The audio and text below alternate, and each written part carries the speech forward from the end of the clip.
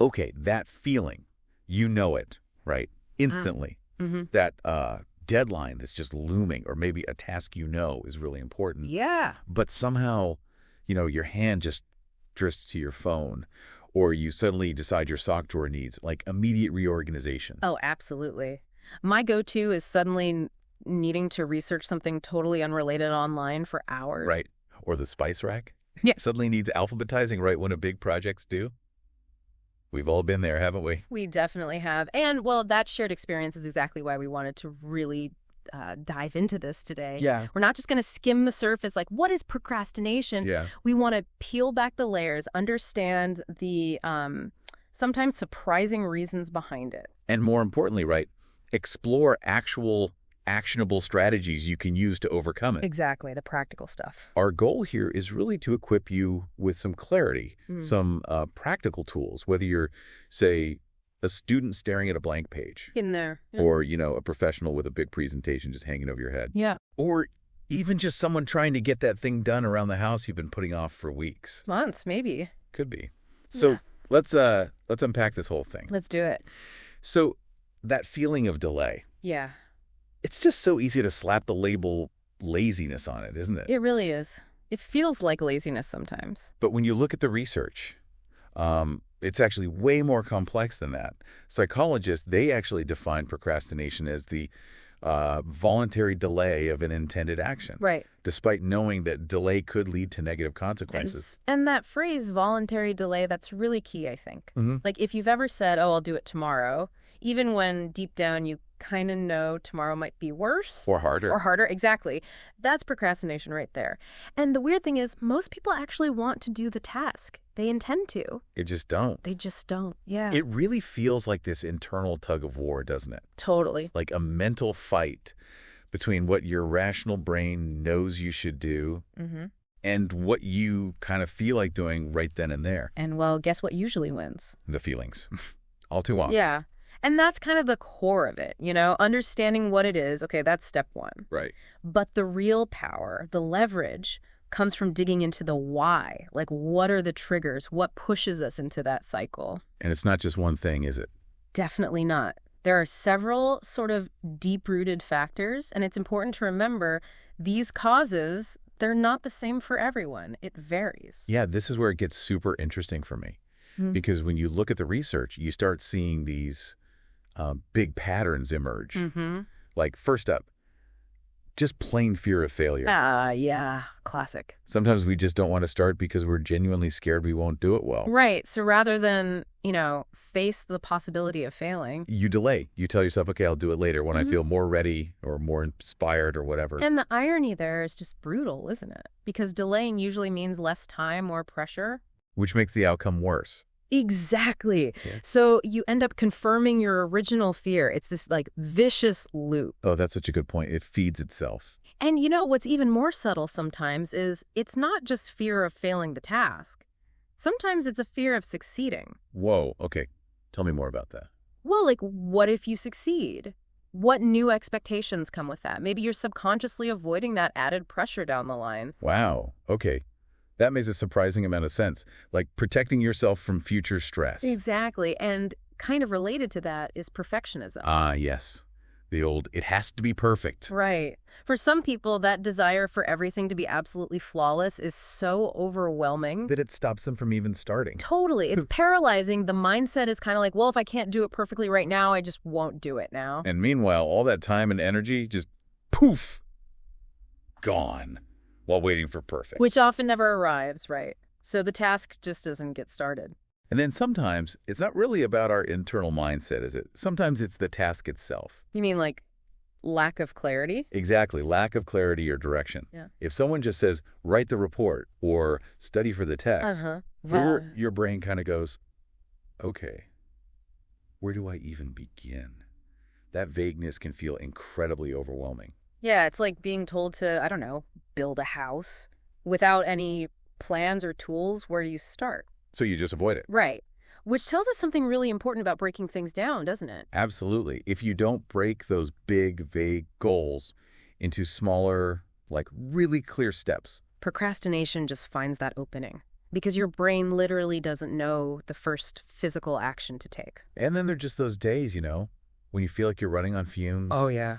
Low energy or burnout. That's huge. When your brain is just mentally exhausted, what does it do? It looks for comfort, right?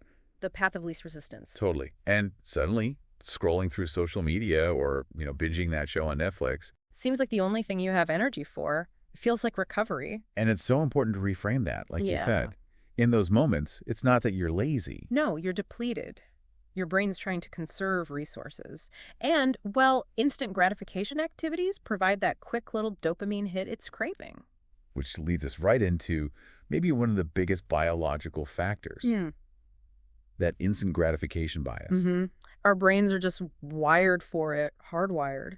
We seek immediate pleasure. That's why, watching one more YouTube video or checking notifications right now often feels so much more appealing than starting that report that, the reward for is hours or days away. It's delayed gratification versus immediate reward. And what's really interesting is understanding this isn't like a character flaw. It's biology. Right.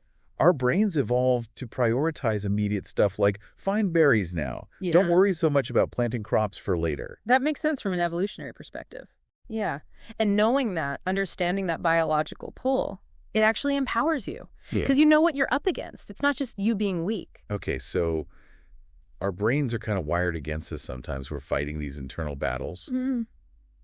How do we actually, win? Yes, the solutions. What are the practical tools? What can we actually do about it? Okay, let's get into it. This is the good stuff. One strategy I personally think is like a total game changer is the 2-minute rule. I've heard of this. Explain it. So the basic idea is if a task takes less than 2 minutes to complete, just do it now. Just do it immediately, no debate. And then for bigger tasks, the rule is you just commit to starting for only 2 minutes. Just 2 minutes. Just 2 minutes of effort. That's the only commitment. I love that because it lowers the bar so much, doesn't it? It makes a task seem less daunting. Exactly. It disarms it. And what often happens... You keep going. You keep going. It breaks that initial inertia. It's like, you mentioned cleaning earlier. Maybe you just commit to folding one shirt. And suddenly you've done the whole pile. Right. That tiny start builds momentum. It's incredibly powerful. It really is. Okay, what else? Well, building on that idea of making things smaller, it's crucial to break tasks into tiny steps. Like we talked about with the lack of clarity thing. Exactly. Take those huge, overwhelming goals, write the thesis, and just dissect them into tiny, specific, undeniably manageable actions. So instead of work on assignment? Think, okay, step 1, open the document. Step 2, write the first sentence. Maybe even just write 5 words. Wow, that's small. That's small. Then create the outline. Make each step so tiny that your brain just can't argue with it. It feels too easy not to do. That really is how big projects get done, isn't it? Like writers finishing books, they don't write a book in one sitting. It's page by page, paragraph by paragraph. Sentence by sentence sometimes, just consistent micro progress. Okay, that's super practical. Another technique I know people find really useful is using time blocks, like the Pomodoro technique. Oh, definitely. Can you describe that one?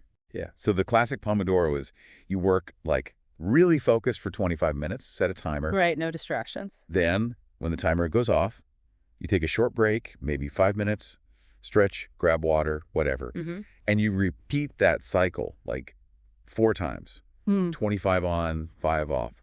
Then after 4 Pomodoros, you take a longer break, maybe 15, 30 minutes. It works surprisingly well, I find, because it respects your brain's natural attention span. Yeah, it feels manageable. It trains you to focus intensely, but only for short bursts, so you don't feel like you're facing this endless slog. It kind of builds up your focus muscle over time. And where you work matters too, right? Like your environment. Oh, massively. Yeah. Creating a distraction-free zone is key. If your phone's buzzing constantly or you've got 20 browser tabs open. Or forget about it. Your brain just can't settle. So practical tips there. Yeah. Silence notifications, definitely. Close the unnecessary tabs. Maybe even set up a specific workspace that signals to your brain, okay, now it's focus time. To be honest, sometimes you just got to put the phone in another room, right? Absolutely. 100%. It will survive, I promise. And your focus probably will too. And your productivity, yeah. Okay.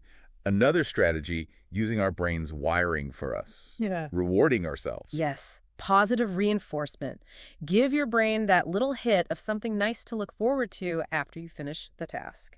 So like, okay, if I finish writing this section of the report, then I get to watch an episode of my favorite show. yeah, Or listen to a podcast, or have a nice snack. something genuinely rewarding. Yeah, something genuinely motivating. It taps right into that instant gratification need, but in a constructive way. The crucial thing there, though, is the timing, right? Oh, totally.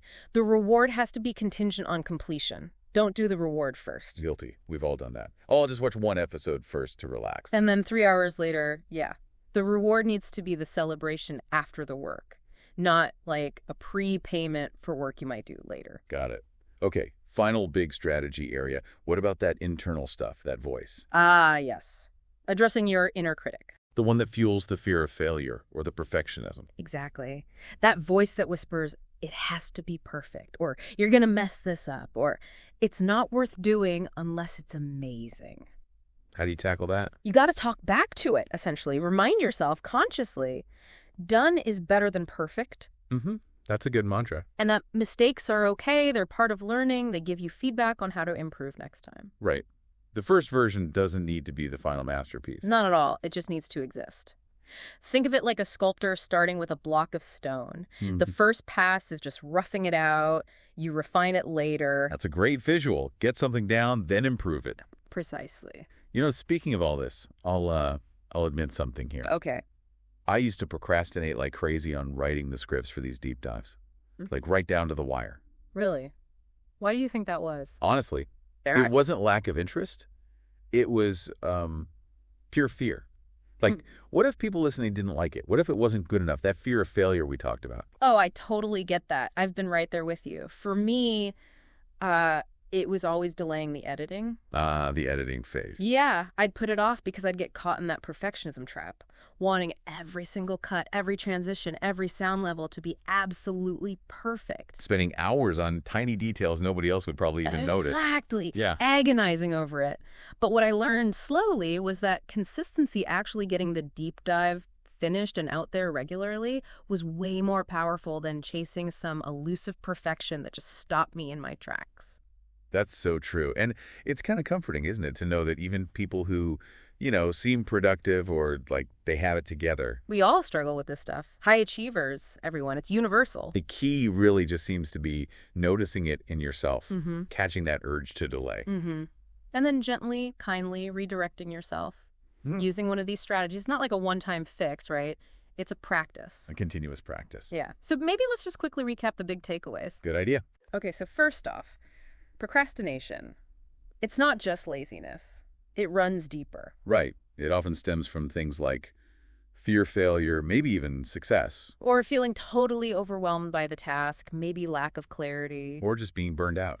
And definitely our brain's natural pull towards short-term comfort, that instant gratification. But the really good news, the empowering part, is you can fight back. You're not helpless against it. And you fight back by starting small, that 2-minute rule. By breaking big, scary tasks into tiny, manageable steps. By creating an environment that helps you focus, getting rid of distractions. By challenging that inner critic, that perfectionist voice that tells you to wait. And maybe most importantly, being kind to yourself when you do slip up. Because you will. We all do. It's part of the process. Progress doesn't come from being perfect. It comes from just showing up consistently, doing the thing, even imperfectly, again and again. Exactly. So as you go about your week, maybe think about this. Which single strategy we talked about today feels like something you could try? Yeah. What's one small thing you could commit to trying first? What's that one tiny step you could take, maybe even right after listening to this? Don't wait for the perfect moment or when you feel like it. Just take that first crucial step forward.